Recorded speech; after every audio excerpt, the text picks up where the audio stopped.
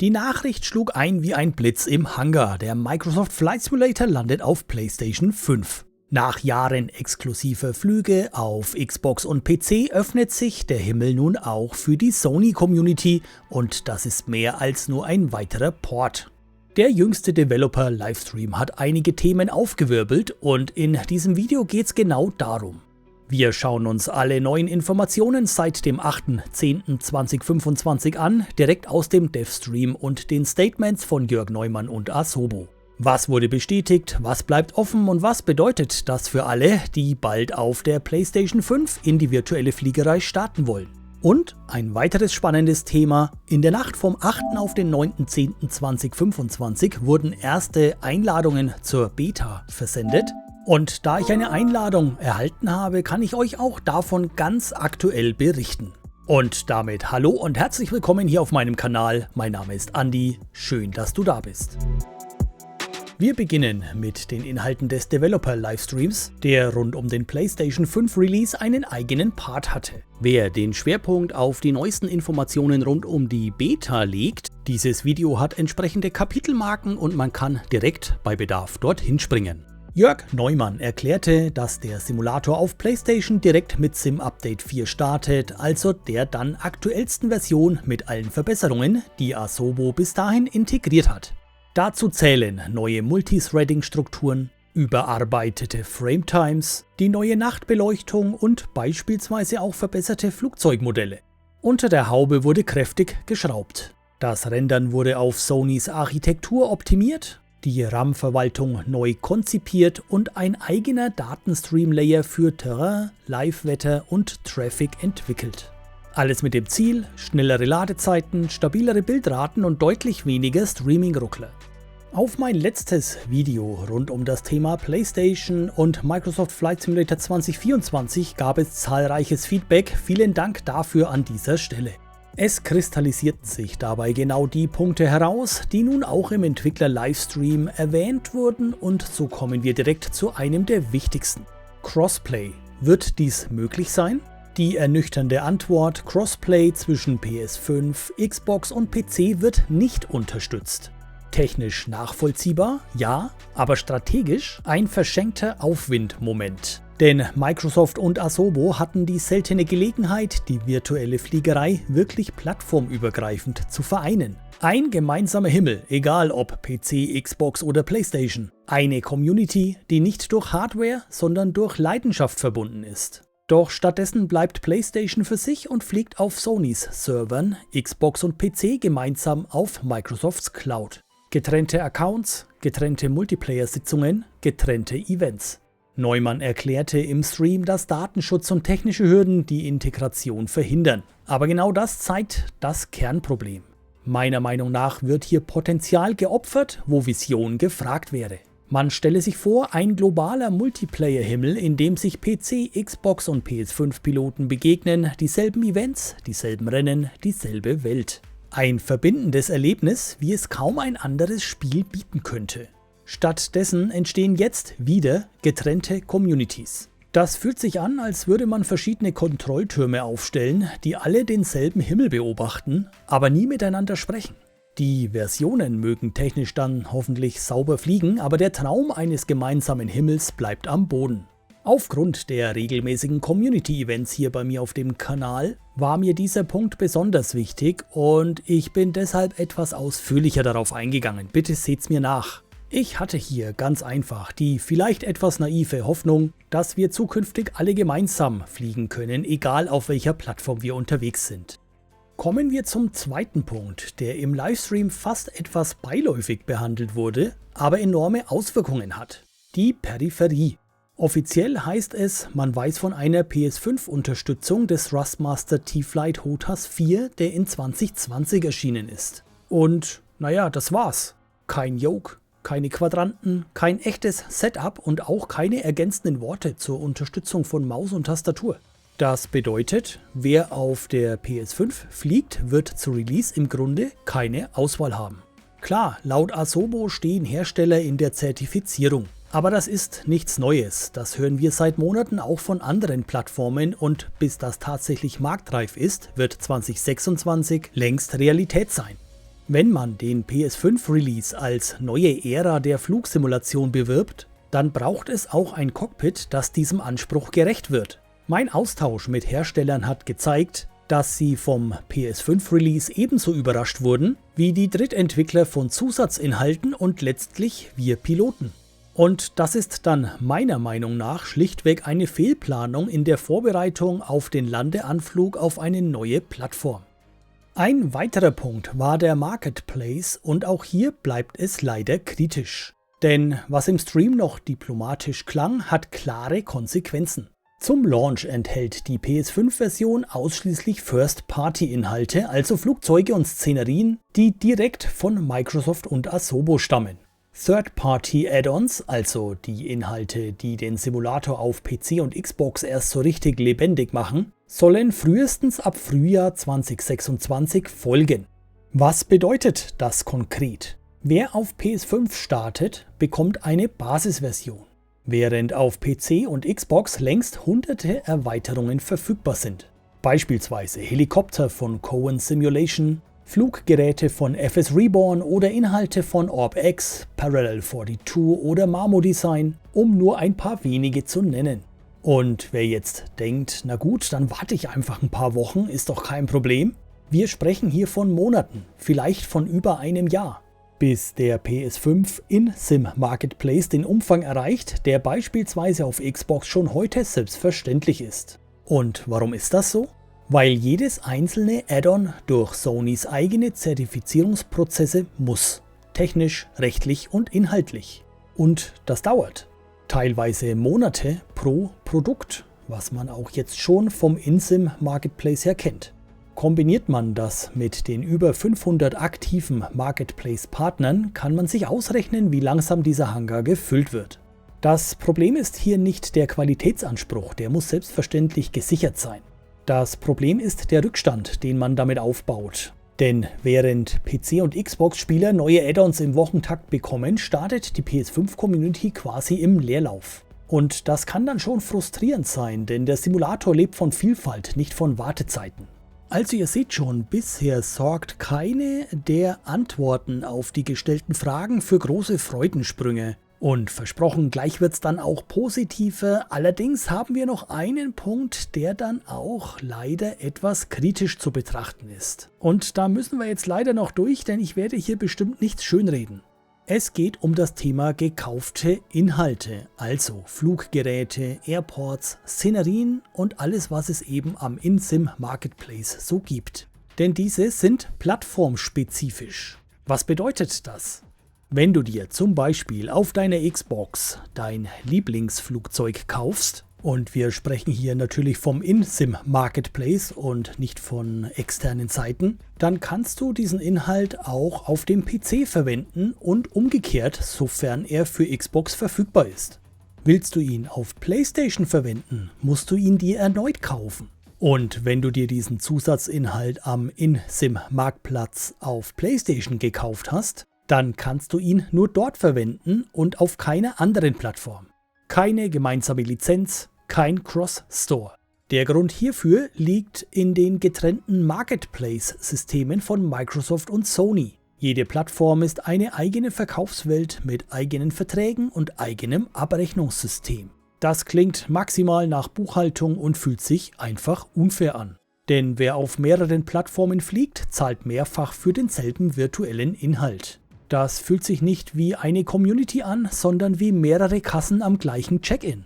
Viele User haben bereits hunderte Euro in Add-ons investiert, Flugzeuge, Airports, Szenerien, Wettertools. Wer jetzt zur PS5 wechselt, fängt quasi bei Null an. Keine Übernahme, kein Rabatt, kein Danke für deine Treue. Und auch das kann Frust erzeugen. Im Normalfall wird so auch niemand auf die Idee kommen, groß zu investieren, wenn er mit dem Gedanken spielt, irgendwann die Plattform zu wechseln. So, und bis hierhin waren wir eigentlich durchweg sehr kritisch, einfach deshalb, weil es angebracht ist. Angebracht aus der Sicht von jemandem, der sich seit Jahren damit beschäftigt und auf Xbox und am PC im Microsoft Flight Simulator unterwegs ist. Wenn mir jemand die Frage stellt, was denkst du darüber, wird denn der Microsoft Flight Simulator 2024 auf PlayStation 5 ein Erfolg? Dann ist meine Antwort ganz klar ja, definitiv. Wenn man das Thema Microsoft Flight Simulator so intensiv begleitet wie in meinem Fall, gepaart mit den ersten Eindrücken aus der Beta, die jetzt hier im Hintergrund bereits läuft, also der Ladebildschirm dazu, dann muss man einfach mit einbeziehen, dass sich hier für viele auf PlayStation ein Traum erfüllt. Wenn man bisher, und die Gründe dafür sind hier völlig zweitrangig, ausschließlich auf PlayStation unterwegs war und simulationsbegeistert ist, dann hat man sich eine solche Flugsimulation immer gewünscht. Selbst der Microsoft Flight Simulator 2024 in seiner Standardversion mit all den tollen Fluggeräten, die darin enthalten sind und der Möglichkeit, in dieser Qualität den kompletten Planeten als digitalen Zwilling zu bereisen, wie die Entwickler so schön sagen, ist mehr, als man auf PlayStation jemals zuvor hatte. Und ganz ehrlich und unter uns, dann juckt es einfach niemanden, also zumindest sicherlich 90% der User erstmal überhaupt nicht, was auf anderen Plattformen passiert. Und genau deshalb wird der Microsoft Flight Simulator 2024 innerhalb der PlayStation Community ein Riesenerfolg. Ja, na klar muss er sauber laufen. Und es ist sicherlich jeder gut damit beraten, geduldig zu sein. Aber wer echtes Interesse hat, bringt diese Geduld einfach mit. Also, auf in die Beta und wie funktioniert denn jetzt das Ganze überhaupt? Um daran teilnehmen zu können, müsst ihr euch innerhalb des Xbox Insider Programms registrieren. Den Link dazu packe ich euch unten in die Videobeschreibung. Eine Registrierung heißt nicht automatisch, dass ihr Zugang zur Beta bekommt. Dies findet nach einem Auswahlverfahren statt, keine Ahnung, was da die Kriterien für sind. Wenn ihr Zugang erhaltet, dann bekommt ihr eine E-Mail, die wie folgt aussieht. Ihr werdet hier entsprechend begrüßt. Die Herangehensweise, also wie ihr jetzt letztendlich Zugang bekommt, wird entsprechend erklärt. Und dann kann es auch eigentlich direkt losgehen, indem ihr der Beschreibung und den entsprechenden Links in der E-Mail folgt. Ihr erhaltet dann im weiteren Verlauf einen 12-stelligen Produktkey, den ihr auf der PlayStation Store Homepage einlöst.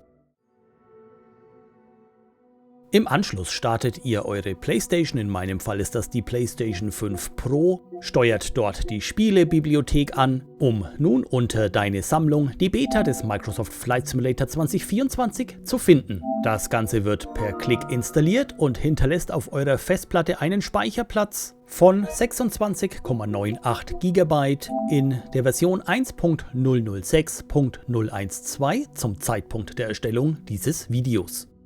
Direkt zum Start der Beta führt ihr einmalige Grundeinstellungen aus, beispielsweise inwieweit Unterstützungen aktiv sein sollen, welche Eingabemöglichkeit ihr nutzt, und das ist aktuell halt dann erstmal der Controller, und dann geht es in die Charaktererstellung. Alles, was ihr in diesen ersten Grundeinstellungen durchführt, könnt ihr auch jederzeit später nochmals verändern.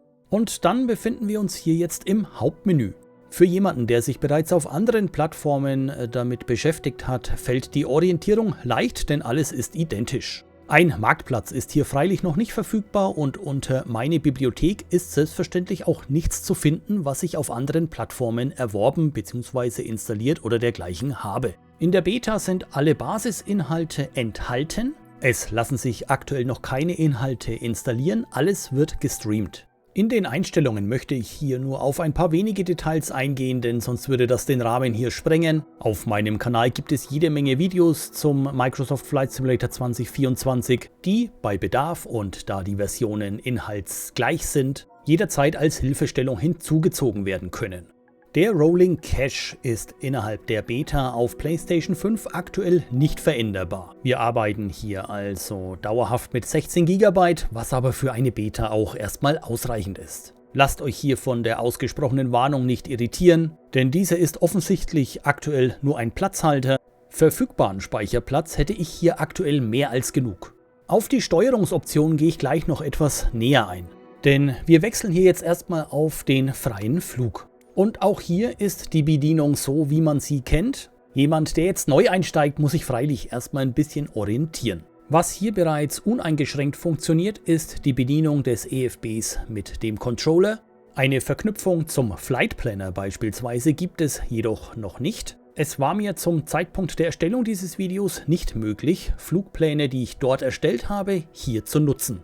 An all diejenigen, die jetzt davon zum ersten Mal hören, der Flight Planner ist eine externe Homepage, auf der ihr Flugpläne erstellen könnt. Früher oder später werdet ihr auf diese von Microsoft Asobo zur Verfügung gestellte Planungslösung definitiv zurückgreifen. Wer schon mal einen Blick darauf werfen möchte, ich packe euch den Link zum Flight Planner unten in die Videobeschreibung. Begleitende Videos im Umgang damit findet ihr bei mir auf dem Kanal. Und so habe ich mir hier den Airport in Lugano ausgewählt, einen, auf dem ich schon vielfach unterwegs war, und als Fluggerät die Bonanza G36 ausgewählt. Ich lasse die aktuelle Flugzeugauswahl hier innerhalb der Beta einmal ganz bewusst ein bisschen durchlaufen.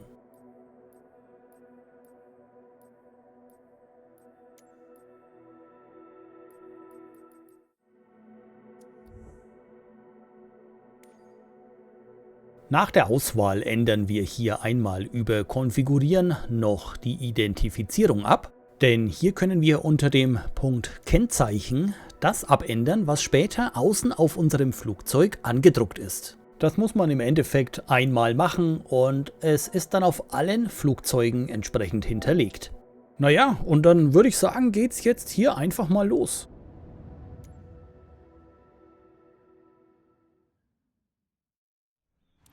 Was die Steuerung angeht, habe ich für meinen ersten Flug ganz bewusst einfach einmal überhaupt nichts im Vorfeld verändert und mir die Standardkonfiguration des DualSense Controllers angeguckt. Und wer die Steuerung vom Controller her kennt, egal ob er vorher auf PC oder Xbox unterwegs war, wird sich damit sofort zurechtfinden. Die Bewegung der Kamera beispielsweise innerhalb des Cockpits, alles wie gehabt.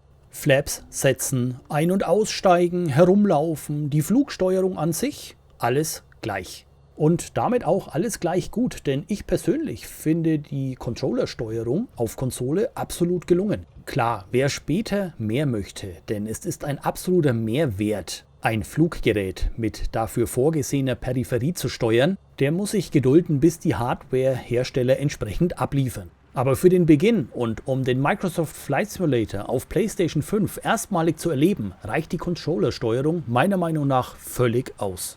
Und selbstverständlich habe ich versucht, Maus und Tastatur anzuschließen und es funktioniert. Und zwar genauso gut wie auf Xbox. Meine Empfehlung für den Einstieg daher ganz klar DualSense Controller in Kombination mit Maus und Tastatur. Und als Orientierungshilfe für Maus und Tastatur, ich in meinem Fall habe die Logitech MK270 Combo angeschlossen. Das ist ein völlig ausreichendes, kabelloses Einstiegsset für unter 20 €. Auch das verlinke ich euch unten in der Videobeschreibung. So, und jetzt Abflug. Was sofort spürbar auffällig ist, sind die Trigger hinten am DualSense Controller. Diese simulieren die Bedienung der Rudder Pedals und die dabei zu spürenden Widerstände bieten einen absoluten Mehrwert, beispielsweise im direkten Vergleich zum Xbox-Controller. Was ihr hier jetzt seht, ist mein absolut erster Flug im Microsoft Flight Simulator 2024 auf PlayStation 5 Pro. Und ihr seht schon, wir finden hier rund um den Airport eine grafische Situation vor, die noch nicht final ist und auch nicht das repräsentieren soll, was im Dezember hier möglich ist. Wir befinden uns hier in der Beta zum Microsoft Flight Simulator 2024 und die Aufnahmen stammen noch dazu von Tag 1, ab dem diese verfügbar ist. Wichtig ist, das Projekt Microsoft Flight Simulator lebt durch das Mitwirken seiner Community. Wenn ihr also Zugang zur Beta bekommt, dann gebt unbedingt Feedback eurer erlangten Erkenntnisse über die Wege, die euch im Rahmen der Beta dann zur Verfügung gestellt werden. Das ist ein ganz wichtiger Punkt, denn die Entwickler können in Teilen nur dann reagieren und das auch viel schneller, wenn wir reagieren. Also, fliegt daher bitte nicht einfach nur in der Beta, sondern wirkt aktiv an der Verbesserung der Simulation mit. Und jetzt seht euch einfach einmal an, wie sensationell gut das hier schon alles aussieht. Und ich glaube, es war ungefähr diese Stelle hier, als ich so für mich gedacht hatte, wie ist das jetzt für jemanden, der zum ersten Mal im Microsoft Flight Simulator unterwegs ist? Und dann habe ich mich zurückerinnert an die Momente, als ich in dieser Situation war, auf Xbox oder auch am PC, das erste Mal im Microsoft Flight Simulator 2020 zum Beispiel. Und wenn man sich in diese Situation hineinversetzen kann, als jemand, der schon jahrelang jetzt mit dem Thema vertraut ist, dann kann man im Ansatz eine Idee davon bekommen, wie sich jemand auf seiner PlayStation fühlt, wenn er hier zum ersten Mal abhebt. Und dann nehme ich einfach ganz schwer an, dass die meisten User die Dinge, die wir im ersten Teil dieses Videos besprochen haben, erstmal überhaupt nicht interessieren. Es gibt in der Grundausstattung jede Menge Fluggeräte. Und viele der User werden in der Verwendung erst die Tragweite des Simulators so richtig verstehen. Die komplette Welt steht dir offen. Du kannst hinfliegen, wo auch immer du möchtest. In Kombination mit Live-Wetter oder festen Wetter-Presets, wie jetzt hier, mit Live-Flugverkehr oder aber auch im Multiplayer mit anderen gemeinsam auf den Sony-Servern. Der Karrieremodus, die Herausforderungen und eben allem, was dazugehört. Ja, na klar wird spannend bleiben zu sehen, wie Microsoft Asobo das Ganze weiter angeht und umsetzt. Inwieweit Drittentwickler die Plattform dafür bekommen, ihre vorhandenen Inhalte möglichst einfach und effizient auf PlayStation 5 umzusetzen, das wird auch ein ganz wichtiger Punkt werden. Und welche Hardware-Hersteller werden die ersten Rudder Pedals, Flightsticks, Yokes und so weiter auf den Markt bringen, in welcher Qualität, zu welchem Preis und so weiter. Alles wichtige Punkte, die relevant sind. Der Grundstein dafür scheint jedenfalls gelegt. Und während wir jetzt hier wieder unseren Ausgangspunkt anfliegen und eine hoffentlich saubere Landung hinlegen, interessiert mich eure Meinung zu den gezeigten Themen und ich weiß, viele lesen mit. Wie bewertet ihr die Punkte im ersten Teil dieses Videos? Und wenn ihr auf PlayStation unterwegs seid, seid ihr auf der normalen, in Anführungsstrichen, PlayStation 5 unterwegs oder auf der PlayStation 5 Pro? Denn so wie es aktuell aussieht, werden wohl die Features der PlayStation 5 Pro unterstützt. Zumindest geht das aus einem Update vom 2. Oktober auf der Homepage von GamePro hervor. Der Microsoft Flight Simulator 2024 wurde dort unter den Enhanced Games für PlayStation 5 Pro entsprechend gelistet. Auch diesen Link packe ich euch in die Videobeschreibung. Und teilt hier in den Kommentaren auch gern euer Feedback zur Beta. Nehmt ihr aktuell daran teil? Es bleibt super spannend und ich halte euch hier auf dem Kanal zu allen Themen rund um die virtuelle Fliegerei jedenfalls auf dem Laufenden. Wenn euch dieses Video hier gefallen hat, dann lasst zur Unterstützung dieses Kanals bitte ein Däumchen nach oben da. Falls noch nicht geschehen, auch gerne ein Abo und aktiviert die Glocke, damit ihr keine Inhalte hier verpasst. Ich bedanke mich ganz herzlich fürs Zuschauen, wünsche euch eine gute Zeit und bin raus.